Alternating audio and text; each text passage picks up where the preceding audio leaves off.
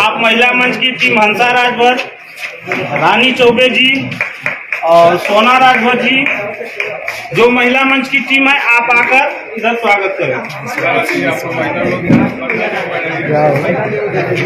Light चलाओ।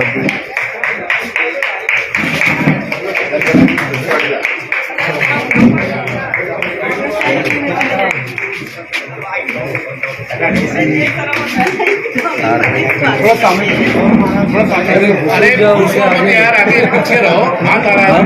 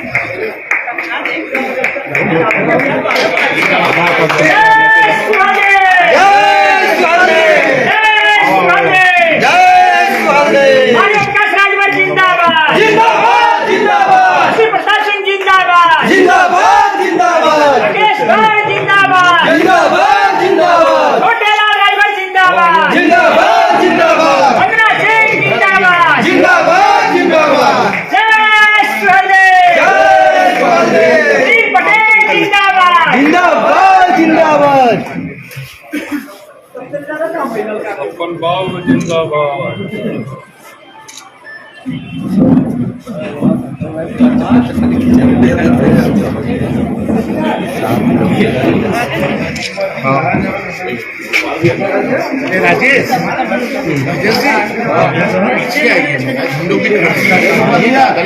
आप आगे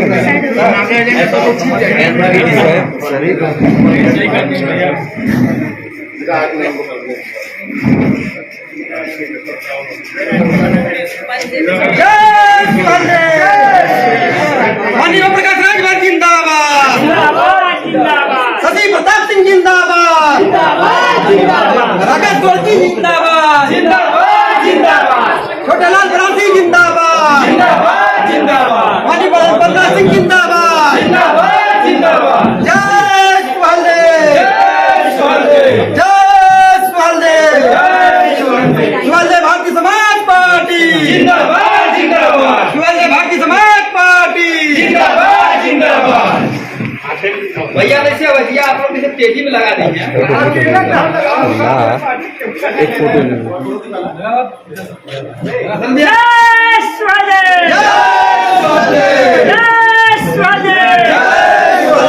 मानव का राजभर जिंदाबाद, मानव का राजभर जिंदाबाद, अरविंद राजभर युवा शक्ति अरविंद राजभर युवा शक्ति जय सुहेलदेव, नहीं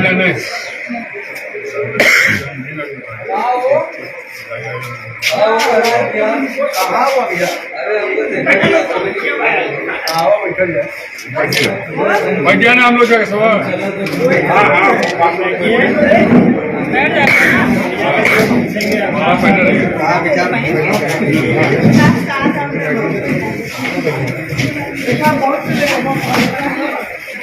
सभी पत्रकार भाइयों से विनम्र निवेदन है कि जो हमारे नवनियुक्त पदाधिकारी हैं, अगर उनसे आप बाइट लेना चाहते हैं तो ले सकते हैं। कर दो बाबू सब ठीक है। चलो ठीक चलो तो रोल शुरू करो। शशि जी आज किस तरह कार्यक्रम रहा?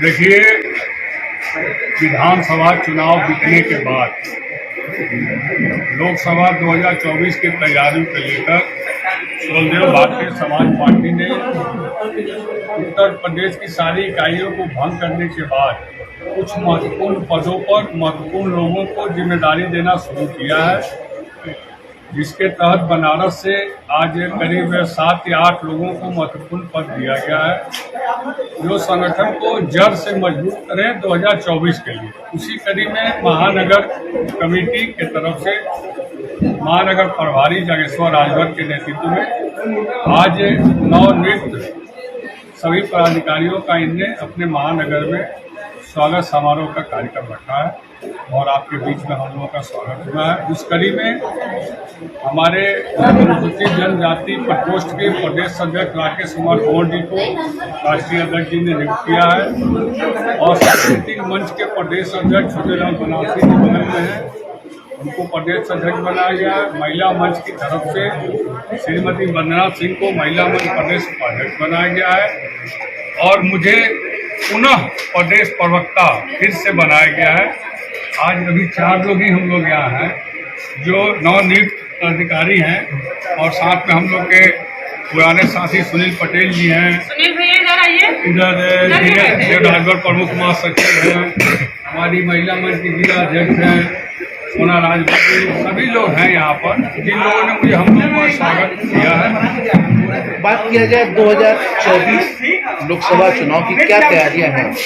देखिए, लोकसभा 2024 की तैयारी आपने विधानसभा भी देखा। विधानसभा में जिस तरह हम लोग तैयारी किए थे और विधानसभा में जिस तरह हम लोग पूरे उत्तर प्रदेश में जितनी पार्टियां हैं, चाहे भाजपा हो, कांग्रेस हो, बसपा हो, सपा हो, सबसे अच्छा अगर बेस्ट परफॉर्मेंस किसी ने किया तो सोलदेव भारतीय समाज पार्टी ने किया। पहले 4 सीट पर हम थे 2017 में, इस बार हम 8 सीट पर जीते हैं। 6 सीट हमारा प्रत्याशी जीता है और सपा अलायंस में हमारा प्रत्याशी सपा में जाकर 2 जीता। इस तरह से हम डबल हुए हैं। हम 100% मतलब हम कामयाब हुए सोलदेव भारतीय समाज पार्टी। बाकी जितने भी समाजवादी पार्टी भी 250 350 से ज्यादा सीटों पर लड़ी, लेकिन 111 सीट ही पाई। भाजपा 400 सीटों पर लड़ी, वो भी नहीं इतना पाई। जितना प्रतिशत वोट हमारा बढ़ा और हम जितना 100% चुनाव जीते वो किसी का भी नहीं रहा। और 278 सीटों पर कांग्रेस पार्टी से हम आगे हैं, 150 सीटों पर बहुजन समाज पार्टी से हम आगे हैं।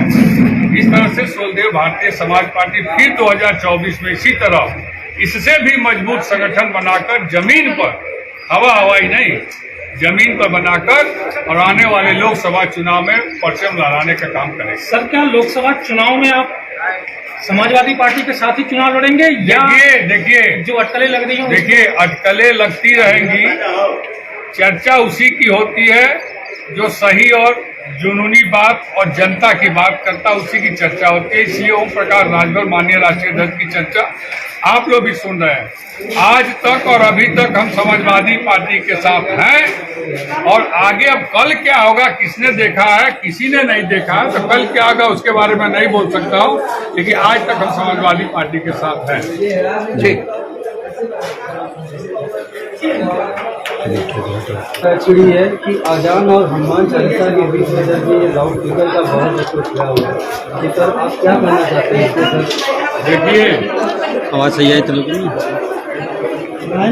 अजान मुस्लिम समाज के मस्जिदों पर अजान का कार्यक्रम कोई नया कार्यक्रम आज का नहीं है। जब से मस्जिद और मंदिर बना है तब से मुसलमानों के मस्जिद में अजान होता रहा और हिंदुओं के मंदिर पर भी भजन कीर्तन पूजा पाठ के समय माइक बजता रहा। और आज हनुमान चालीसा को एक नया राजनीतिक रंग देने का काम किया जा रहा है और मैं यह सरकार से और सभी से कहना चाहता हूं कि अगर मस्जिदों पर अजान का माइक बजता है तो मंदिरों पर भी हनुमान चालीसा या शंकर चालीसा, दुर्गा चालीसा, लक्ष्मी चालीसा भी बजना चाहिए। और अगर उसे ध्वनि प्रदूषण होती है, बच्चों को पढ़ाई लिखाई में दिक्कत होती है, कामकाज करने वालों को दिक्कत होती है, तो अजान को भी धीमी ध्वनि में बजाने के लिए सरकार आगे बढ़े और हनुमान चालीसा हो चाहे भगवान देवी देवता हिंदू का कोई भी चालीसा हो, उसको भी ध्वनि प्रदूषण रोकने के लिए उसको धीमी गति से किया जाए। लेकिन मैं यह कहना चाहता हूं कि अगर केवल हिंदुओं के मंदिरों पर से बाजा हटाने की बात, हनुमान चालीसा रोकने की बात की जाएगी तो यह सरासर गलत होगी। हो तो दोनों के हो, मस्जिद पर भी ना बजे तो मंदिर पर भी ना बजे। अगर मंदिर को बज रहा है तो मस्जिद पर ही बजना चाहिए, मस्जिद तो बज रहा है तो मंदिर पर ही बजना चाहिए। लेकिन सर, हाई कोर्ट ने तो ये कहा है कि ये जो लाउड स्पीकर बजता है ये गलत है, ये कहीं नहीं लिखा हुआ। मैं भी कह रहा हूँ गलत है। लाउड स्पीकर अगर दिन भर में 5 बार बजेगा और किसी जगह दिन भर बजेगा तो पढ़ने लिखने वाले बच्चे भजन गाना सीख जाएंगे, किताब को भी पढ़ाई लिखाई भूल जाएंगे। ये तो नहीं बजना चाहिए। सर आपको ऐसा लगता है कि इस धर्म की लड़ाई में बच्चों का, स्टूडेंट्स का नुकसान खराब हो रहा है, खराब नहीं बजना चाहिए, तो बंद करना चाहिए। आप बजाइए, आप उतना ही बजाइए जितना में आप केवल सुन सके। हम लोग घर में भी टेप और रेडियो बजाते हैं तो अपने लिए बजाते हैं ना, कि दुनिया के लिए बजाते हैं। तो मस्जिदों पर भी अगर अजान से दिक्कत हो रहा है, जिससे शिक्षा पर प्रभाव पड़ रहा है बच्चों पर, तो उसको भी धीमी गति से बजाना चाहिए। मेरा ये कहना ये प्रथा तो 20 साल से चली आ रही है, 20-25 साल से फिर इसको क्यों नहीं बदलेंगे? 20 देखिए, जागरूकता धीरे धीरे बढ़ती है। 20-25 साल पहले जो चीज आज देश में है, मोबाइल नहीं था, टीवी नहीं था और बहुत सी चीजें नहीं थी, लेकिन धीरे धीरे जागरूकता बढ़ती है। अब जागरूकता के हिसाब से लोगों की जो मांग है उसको सरकार को पूरा करना चाहिए। रोक लगाना चाहिए, हैं? रोक लगाना चाहिए। रोक एकदम 100% रोक लगाना चाहिए। रोक लगाना मतलब बंद करना नहीं, लेकिन उसको मान लीजिए किसी कॉलोनी में मस्जिद है, आप 8 दिन वहाँ बजा रहे हैं, तो आप वास्तविकता है कि वो डिस्टर्बेंस होगा, उसको धीमा कर दीजिए साउंड को। भैया न करो तो बंद कर दीजिए, धीमा कर दीजिए ताकि आप केवल सुनिए। जी सर, थैंक यू। चलो नेक्स्ट आओ, चलो भाई नेक्स्ट आओ, नेक्स्ट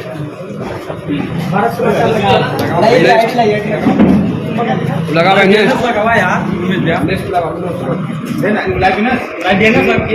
चलो तो फिर पहले लगाओ तो लाइव में सिंगल नहीं है भैया, सिंगल लगाओ तुम्हें कहे भैया, सिंगल मत दीजिएगा लाइव में।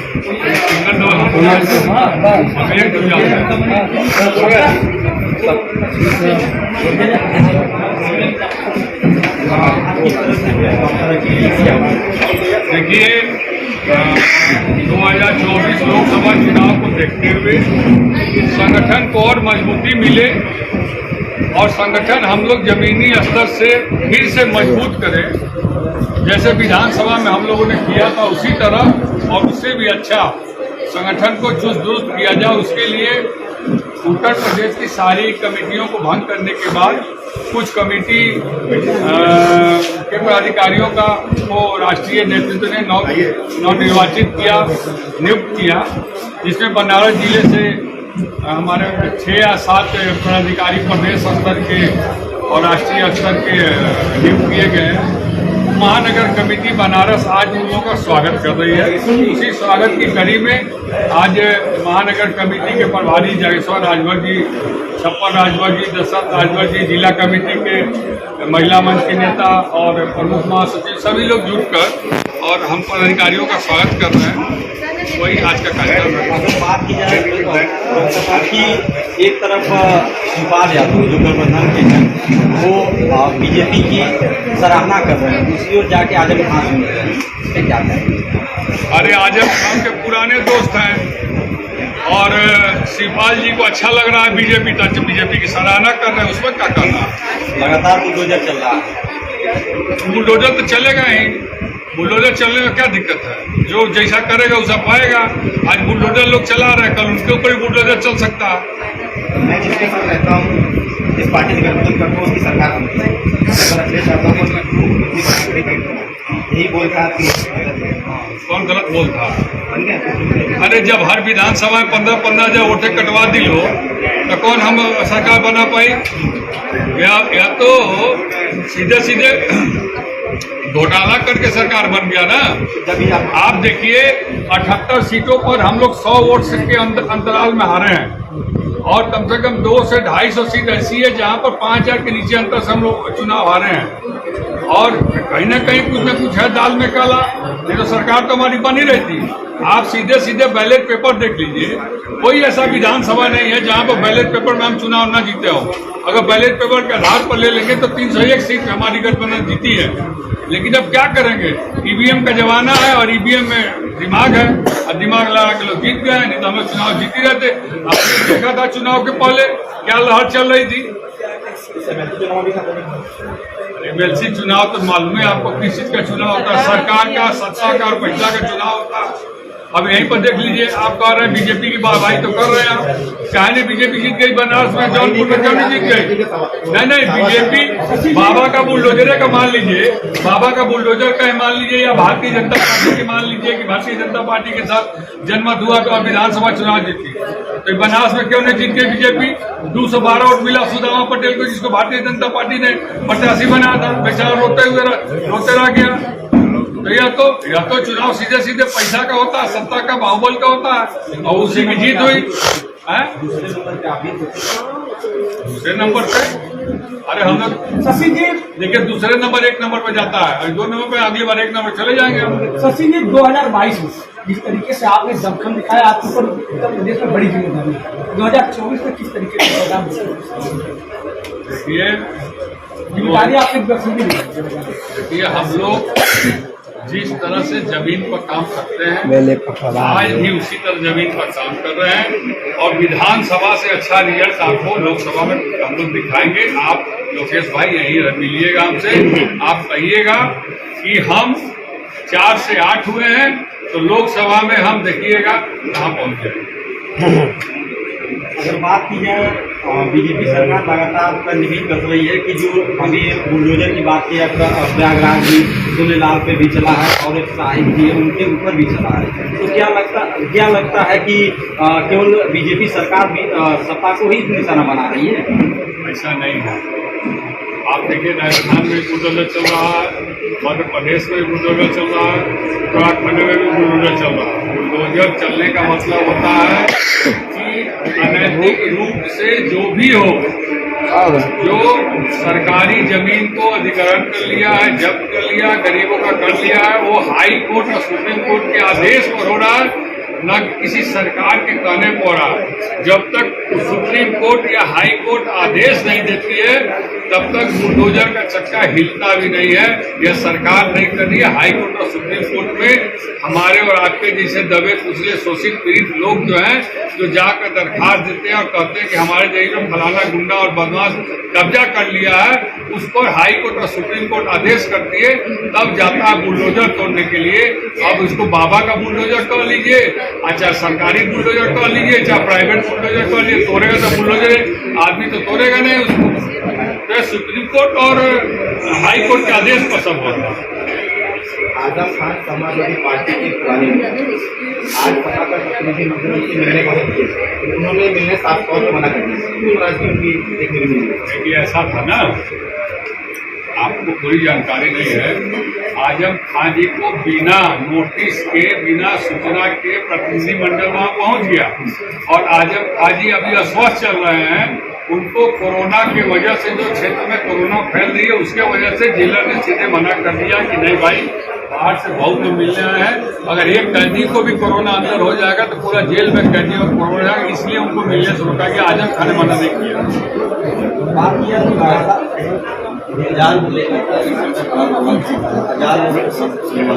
योगी सरकार ने आदेश दिया है कि अब जो है मंदिरों और मस्जिदों में आजाद लाउड स्पीकर पे नहीं बजेगा, और लाउड स्पीकर में बजेगा तो मंदिर के अंदर ही 15 बजे की मंदिर परिसर में ही उसका आवाज है।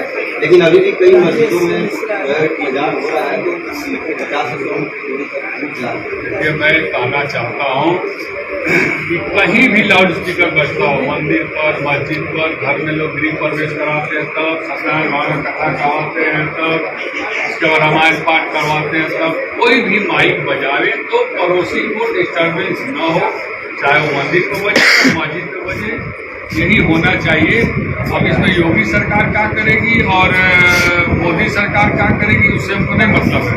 मैं जानता हूँ कि किसी एक को